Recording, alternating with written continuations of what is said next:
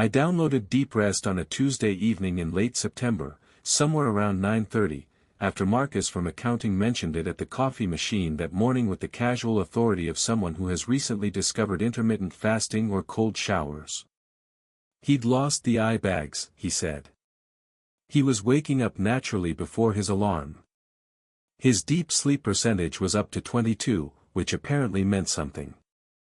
I nodded and smiled and pulled out my phone before he'd even finished talking, because I was that desperate.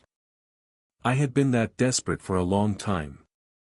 The tiredness had been going on since spring, maybe longer if I was being honest with myself. Not the ordinary kind that coffee fixes. The kind that sits behind your eyes like wet sand and makes fluorescent light feel personal, like an attack. My doctor had run panels in July and found nothing. Slightly low vitamin D, she'd said, the way doctors say things that mean we don't know. She suggested sleep hygiene, which is what they tell you when they've run out of ideas that involve billing codes. I bought blackout curtains. I cut caffeine after 2 in the afternoon. I tried melatonin, magnesium glycinate, a white noise machine shaped like a raindrop that I still have on my nightstand, turned low, a sound like an endless exhale. None of it touched whatever was wrong with me. So DeepRest. 4.8 stars. 2 million downloads.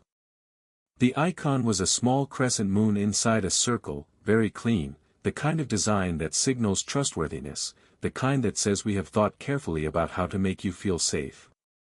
I downloaded it while Marcus was still talking and didn't look at the permissions screen closely, which I know now was the first mistake, though I don't think it would have changed anything even if I had. The permission screen said access to microphone, access to motion sensors, access to local network.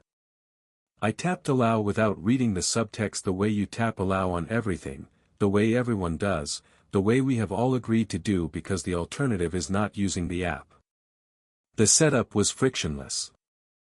I answered a few questions about my sleep schedule, what time I usually went to bed, what time I needed to wake up, whether I experienced difficulty falling asleep or staying asleep or both. I said both. There was a calibration mode you were supposed to run the first night where the app just listened and established baselines. I plugged in my phone, laid it face down on the nightstand next to the white noise machine, and told myself this was going to help. That's the last normal thought I remember having in that apartment. The next morning I checked the app before I even got out of bed. The sleep graph was satisfying the way graphs always are, that immediate visual legibility, the feeling of data making sense of things that felt chaotic. I had slept 6 hours and 40 minutes. My deep sleep percentage was 17.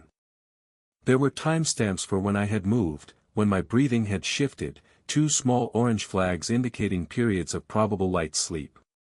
Under the audio section there were 3 recordings, each a few seconds long, labeled snoring and restless movement and ambient noise. I played them. The first was me making a sound I didn't recognize as my own voice, low and involuntary, the sound of a body adjusting itself. The second was rustling. The third was the white noise machine, the mechanical raindrop exhale, nothing remarkable. I put the phone down and went to make coffee and felt, for the first time in months, like I had done something right. I used DeepRest every night that week. Wednesday, Thursday, Friday, the whole weekend. I was tracking it the way Marcus tracked his, with the slightly embarrassing fervor of the newly converted. My average deep sleep crept up to 19% by Saturday. I was still tired, but it was a different texture of tired, less like being buried, more like being ordinary. I mentioned the app to my sister Claire on a Sunday phone call and she asked if I'd read the terms of service and I said obviously not, and she made the sound she makes when she thinks I'm being careless, this small exhale that our mother also makes, and I changed the subject. I noticed the first strange thing on the 8th night, which would have been the following Wednesday, October 2nd. I know the date because I keep a paper planner, not for scheduling, mostly, just for the habit of writing things down, and I had circled that date already because it was the day I was supposed to send the Henderson account files to my colleague Priya, and I'd been anxious about it. I remember checking the planner when I woke up, and I remember the specific quality of the morning light through the blackout curtains, this thin gray knife of it at the edges, and I remember picking up my phone to dismiss my alarm and seeing the audio log from the night before. There were 4 recordings. 3 of them were normal. The 4th was 47 seconds long, which was unusual. Most recordings were under 10, and it had been flagged with a small icon I hadn't seen before, a yellow circle with an exclamation point. I tapped it expecting an error message or a notification about storage. Instead, the recording played. The sound was clear. That's what I keep coming back to. Not static, not interference, not the degraded quality of something misidentified. Clear audio, the way voice memos are clear when you're holding the phone close. A man's voice, low and very dry, not whispering exactly but not speaking at full volume either. The kind of register that carries in a quiet room. He was reading something. You could tell from the cadence, that particular flatness of someone reciting rather than speaking, the slight artificiality of it, the absence of natural pacing. He said, Section 1, General Provisions. Clause 1.4. The subject, hereafter referred to as the party, agrees to maintain unobstructed access to all primary resting areas, including but not limited to the designated sleep space. Specifically, the party agrees not to secure interior locking mechanisms on the room designated for sleep activities during the period covered by this agreement. Then the recording ended. I sat in bed for a long time after that. The gray knife of light at the curtain edge had gone by the time I moved. My first thought was that it was a glitch, something the app had pulled from somewhere, a podcast, a legal document being read aloud, a sample from some database. My second thought was that my phone had somehow activated a voice assistant that had read something from my documents. My third thought, which I worked to suppress, was that the voice had been in my room. I suppressed it successfully. I went to work. I sent the Henderson files to Priya. I got a coffee from the place on Meridian Street where they know my order, and the barista, a young woman named Bex with a red streak in her hair, said you look better lately, and I said I've been sleeping more, and she said good for you, and I believed that. I genuinely believed it at that point. I think that matters to say. I checked the forums that evening. DeepRest had a subreddit, active enough, mostly people posting their sleep scores and arguing about the optimal deep sleep target. I searched for the word voice and found 2 threads. The first was from 6 weeks ago, a user called northernlights_sleep who said they'd heard a man talking on their recording, and everyone in the comments had said it was probably a TV next door or a partner talking in sleep or audio bleed from another recording, and northernlights_sleep had agreed that was probably it, and the thread died. The second was more recent, 9 days old, from a user called PM_me_weird_sleep who had written just this: does anyone else's app record things that aren't there?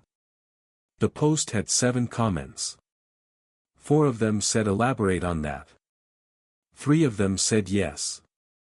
Then PM_me_weird_sleep had deleted their account, and the comments sat there responding to nothing.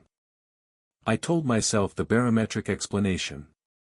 Old building. My apartment was on the 4th floor of a building that had been put up in 1962 and had that specific acoustic porousness of mid-century construction, the kind where you learn your neighbor's television habits and can hear the elevator settle. Someone in an adjacent unit had been on a phone call at 3 in the morning. The microphone had caught it. The voice had been oddly clear, oddly specific, oddly personal in its phrasing, but these were things I was choosing to discard. I almost didn't check the recording the next morning. I made myself a deal in the dark before I fell asleep. I would check it, and if there was nothing, I would feel foolish and relieved in equal measure, and that would be the end of it. I fell asleep before 3, which I know because I checked the time when I woke briefly from a dream I couldn't remember, and the display read 2:58 in the green light that I had always found comforting and that I have not found comforting since. There was a recording. It was marked with the yellow circle again. It was 53 seconds.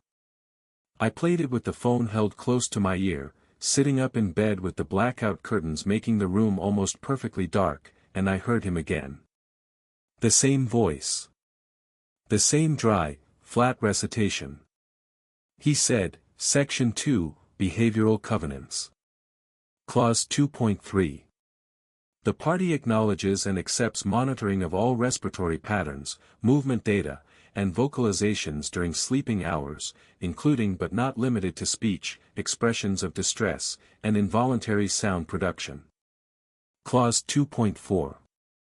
The party agrees that all data collected during the monitoring period becomes the sole property of the contracting entity and may be used without limitation or notification. And then, at the very end of the recording, before the audio cut out, there was a different sound. Not the voice. Something else. I played it 3 times before I identified it. It was the sound of a floorboard shifting under weight. 1 step. Right next to the bed. I want to be clear about the timeline here because I know how this sounds and I know what people think when they hear it, which is either that someone is exaggerating or that someone is experiencing something psychological. I was not exaggerating. I don't know with confidence about the second option. What I know is that I checked every possible explanation methodically in the days that followed, the way I approach problems at work, linearly, documentably. I called my building super, a man named Gerald who has a habit of agreeing with everything you say and then doing nothing, and I told him I thought there might be a pest problem, because I didn't want to say what I was actually thinking. He came by on Thursday and walked through the apartment and said he didn't see anything. I asked if the floorboards in the bedroom were original and he said yes, and I asked if they were known to settle or shift, and he said that all old buildings settle, that it was nothing to worry about, and I said of course. I started sleeping with my bedroom door open. Not because the recording had told me to, I told myself it wasn't because of that, but because I had developed, without quite articulating it to myself, a strong preference for being able to hear the rest of the apartment. If something was in there with me, I wanted the sound to have somewhere to go. I know that doesn't make logical sense. It made sense to me at the time. The following Monday I stayed late at work, ostensibly finishing a project, actually delaying going home. Priya noticed and asked if everything was okay and I said I was fine, I was just tired, and she said you should try that sleep app your coworker uses, the Marcus one, and I said I already am, and she said well it doesn't seem to be working, and I laughed, and that was the last normal conversation I had for a while. The recording that night was different in character. The voice was the same, that same dried-out, papery mail register, reading aloud from something, but the material had shifted. The first few entries had been the kind of generic language you'd expect in a software agreement, abstract, referring to the party, to the contracting entity, to the monitoring period. This one was specific. It said, Section 3, Clause 3.1. The party acknowledges that all reflective surfaces within the designated sleep space and adjoining rooms are included within the scope of monitoring, and that visual data captured via these surfaces may be utilized for assessment purposes. The party waives all claims to exclusive ownership of their reflected image during the monitoring period. I went to the bathroom after I played it. I always went to the bathroom first thing in the morning. I stood in front of the mirror above the sink, a mirror I had owned for 4 years, a plain rectangular mirror I had bought from a home goods store on sale, and I looked at it without turning on the light first. In the dark my reflection was dim and approximate, just a pale shape. I turned on the light. The mirror was dusty. Not the ordinary thin film of dust that settles on everything in a city apartment. Specifically dusty, like something had been pressed against the glass, like a fine powder had been distributed across it, not uniformly but in a pattern. I touched the surface with one finger and the dust came off on my fingertip and I looked at it under the bathroom light and it was gray and faintly iridescent and it had no smell. I went through the apartment. The bathroom mirror, dusty. The small decorative mirror I kept in the hallway, dusty in the same way. The compact mirror in my makeup bag. The back of a spoon, which has enough reflective surface to count as a mirror if you're being thorough, and I was being thorough, I was being extremely thorough. All of them. The same fine gray film, the same pattern, the same absence of smell. I cleaned all of them with glass cleaner and a paper towel. I scrubbed until they were transparent again. I stood in front of the bathroom mirror and looked at myself for a long time, and my face looked back at me, and I said out loud, to no one, I am an adult with a reasonable grip on reality, and my reflection moved its mouth along with me, which is what reflections do, and there was nothing wrong. That night I tried to delete the app. I went into my phone settings, found DeepRest in the app list, tapped delete app. The phone thought about it for several seconds, longer than deleting an app should take, long enough that I noticed, and then displayed a message in a clean, sans serif font that matched the app's aesthetic perfectly. The message said, "Active monitoring agreement cannot be terminated by unilateral user action. Please refer to Section 4 of your service agreement for dispute resolution procedures."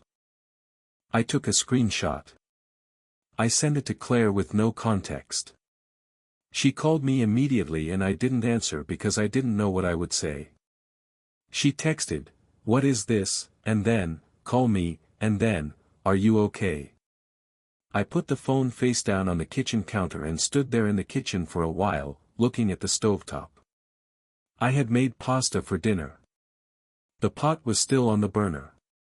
Everything looked exactly like my apartment, exactly like my life, and something was wrong with it in a way I couldn't point to directly. I tried deleting it through the App Store. The store said the app was not currently installed, which meant it couldn't be deleted, which meant it was in some intermediate state that the phone's operating system didn't have a category for.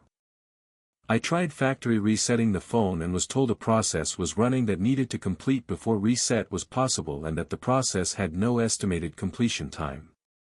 I plugged the phone in and went to bed. In the morning there was a recording. I didn't want to play it. I played it. He was there, the dry voice, reading from Section 3 still, Clause 3.7. He said the party agrees to suspend active attempts to interfere with monitoring functions, including but not limited to software deletion, device reset, and physical disconnection of recording hardware, and acknowledges that interference may result in escalation of agreement terms. He said the party acknowledges that the contracting entity has been present in the designated sleep space since the agreement was initiated and that physical proximity has been maintained throughout. And then, before the recording ended, right at the edge of the audio, there was a sound that was unmistakably, unambiguously, the sound of breathing. Not my breathing. Slower. Close to the microphone. 12 inches from where I had been sleeping. I called in sick that day. I called Claire, finally. I described everything to her in order, the app, the first voice recording, the dust on the mirrors, the floorboard, the failed deletion, and there was a long silence and then she said, "Do you want me to come over?" and I said yes. She lived 40 minutes away by train and she arrived at noon with a tote bag containing soup she had made, which is something our mother used to do and which made me want to cry in a way I didn't fully understand. She stayed until 9. We looked at the recordings together. We looked at the deletion error together. She tried deleting the app from her own phone, thinking she could access my account remotely, but the app told her she didn't have the right permissions. We sat on my couch and she said, "This is a bug, it's a very scary bug. Some developer screwed up the audio processing and it's pulling sounds from somewhere," and I said okay, and she could tell I didn't believe it, and I could tell she didn't entirely believe it either but was choosing to. After she left I sat in the kitchen with every light in the apartment on. The kitchen, the living room, the bathroom, the hallway. I had not turned on the light in the bedroom. The bedroom door was open the way I'd been leaving it, and the room was dark, and I was sitting at the kitchen table with my back to it, and I was aware of it behind me the way you are aware of things you are not looking at. I made tea. I drank it. I looked at my phone and thought about the breathing on the recording, the specific slow rhythm of it, and I thought about Clause 3.7 and what escalation of agreement terms might mean. I moved my sleeping arrangement to the couch that night. I brought my pillow and the thin blanket from the closet shelf and I lay down with every light still on and the front door locked, double-locked, chain across, and I lay there for a long time looking at the ceiling of my living room, which had a water stain in the corner from a leak that had been fixed 2 years ago, a brown ring that I had always meant to paint over. I was looking at that stain when I fell asleep, which was a mistake, because the phone was still in the bedroom. I woke up on the couch at some point past 3. I know it was past 3 because I looked at the clock on the microwave from the couch and it read 3:41. The apartment was still lit. The white noise machine was off, I hadn't brought it to the couch, and the silence had the quality of being listened to, if that makes sense, that particular density of quiet that doesn't feel like the absence of sound but like sound being held back. I lay completely still. The recording that morning was 1 minute and 9 seconds, the longest yet. The yellow flag was there. I played it in the kitchen, standing up, with the morning light coming through the window over the sink, real daylight, the good kind. The voice read Section 4, Clause 4.1 through 4.3. Clause 4.1 said the agreement enters its final phase upon completion of the baseline assessment period and that the contracting entity would communicate the schedule for final phase activities with reasonable advance notice.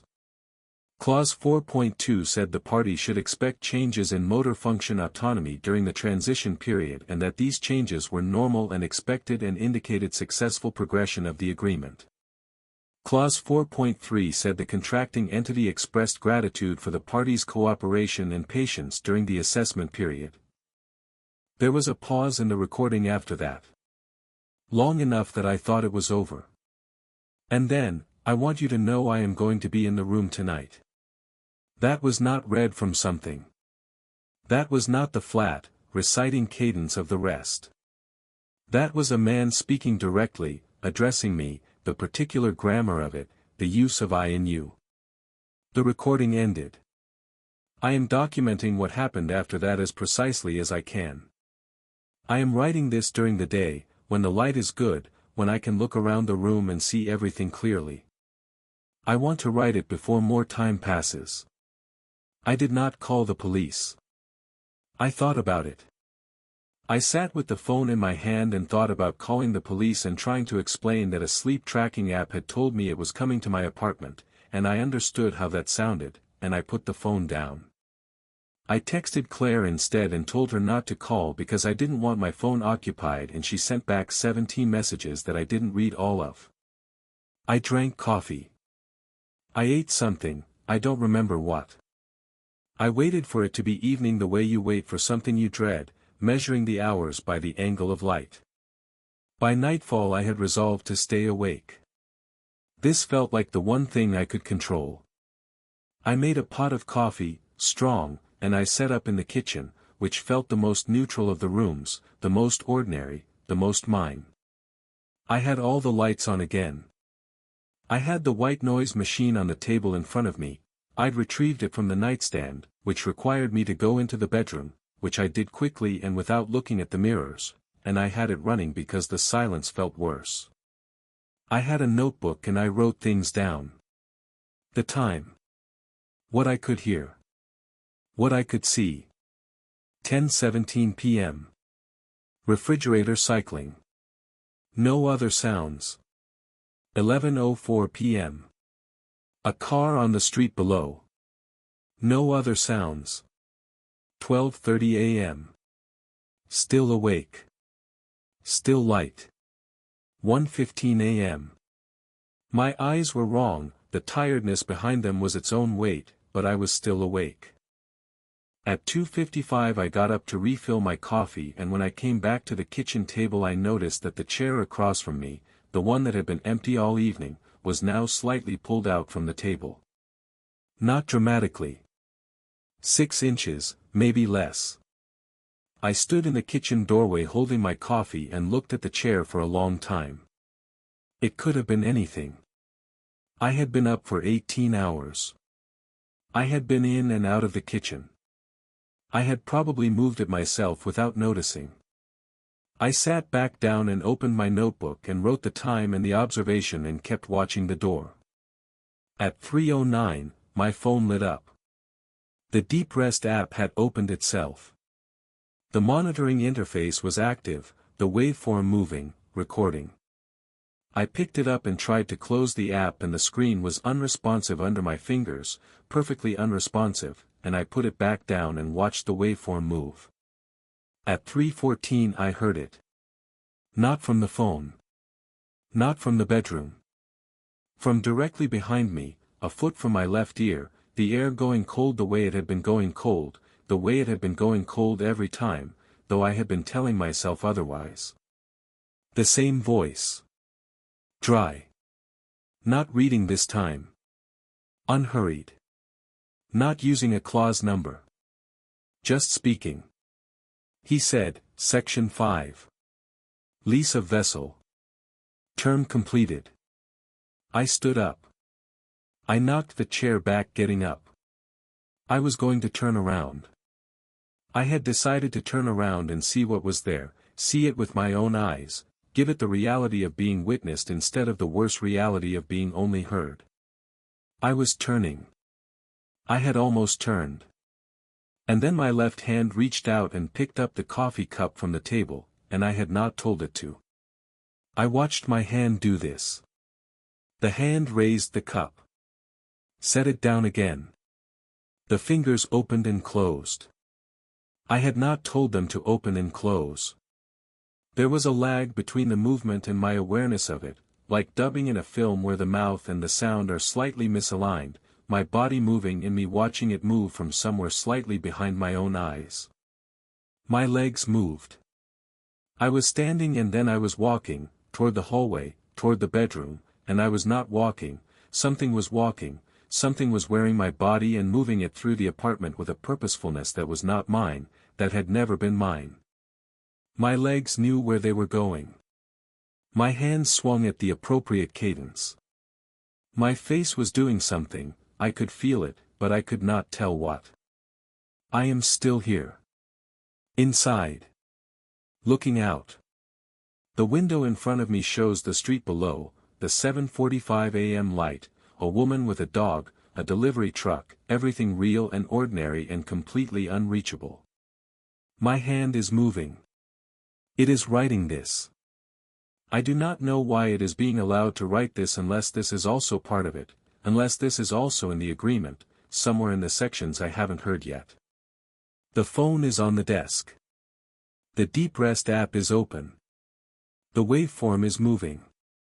The rating on the App Store still says 4.8 stars and the number of reviews has gone up since last night and I don't know if that means anything and I think it does. The woman with the dog has stopped below the window. She's looking up. She can probably see me at the glass. She probably thinks I'm just standing here looking out, which is what it looks like from outside, I imagine. From outside it looks like a person at a window.